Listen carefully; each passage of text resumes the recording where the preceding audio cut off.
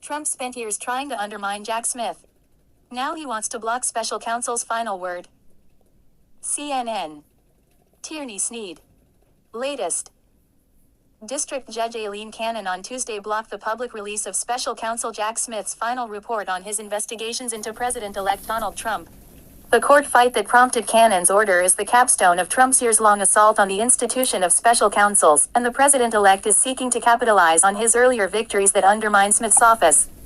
Those victories include Cannon's ruling last summer finding Smith to be unconstitutionally appointed, a Supreme Court decision that enshrines sweeping immunity for actions presidents take while in office, and Smith's own recent acknowledgement that Trump must be dropped from both cases now that he has been re-elected to the White House.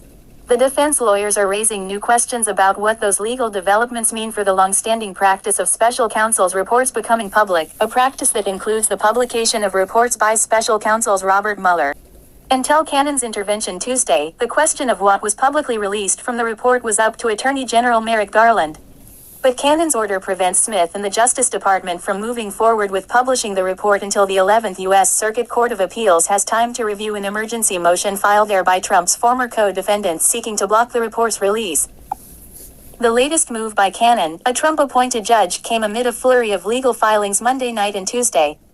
Lawyers for Trump have reviewed a draft of Smith's final report related to federal investigations into the president-elect. Trump, as well as his former co-defendants in the classified documents case, claim that Smith does not have the power to even assemble the report and that any publication of Smith's report by Garland would violate Justice Department policy, practice, and the law. The gambit is unfolding against the backdrop of the political reality that, come inauguration, the efforts to restore some of the special counsel's powers in prosecutions will end.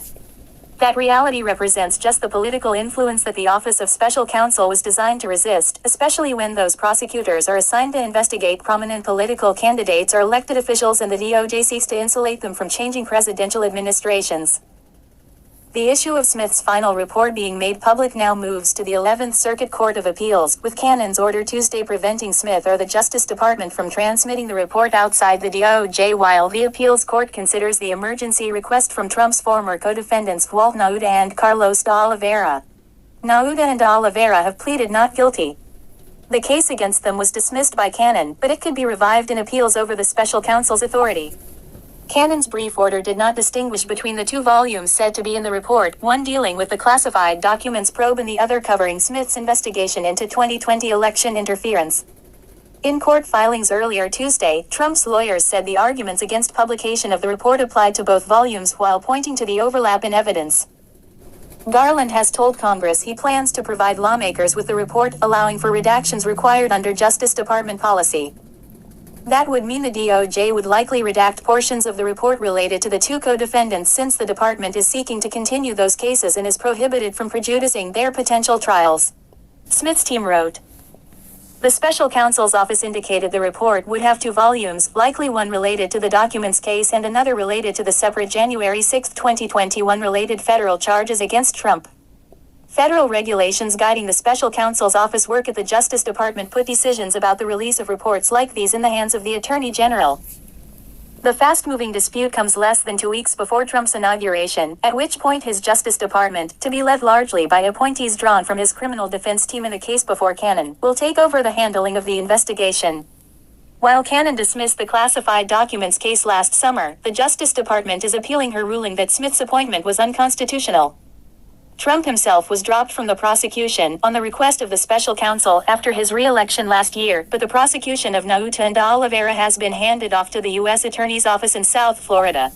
Pointing to the possibility that the criminal prosecution against them could be revived, Nauta and de Oliveira argued in court filings Monday that the release of the report would irreversibly and irredeemably prejudice them as defendants. They also noted the protective order limiting what they can say about the discovery the government has provided them remains in place. Because the defendants are strictly precluded from refuting the report, releasing it would make it even more unfairly prejudicial, they said. The final report is meant to serve as a government verdict against the defendants contrary to all criminal justice norms and constitutional guideposts, they argued to the judge. What Trump is saying. The president-elect on Tuesday attacked what he called the weaponization of justice by Democrats and Smith during a long news conference at his Mar-a-Lago estate in Florida.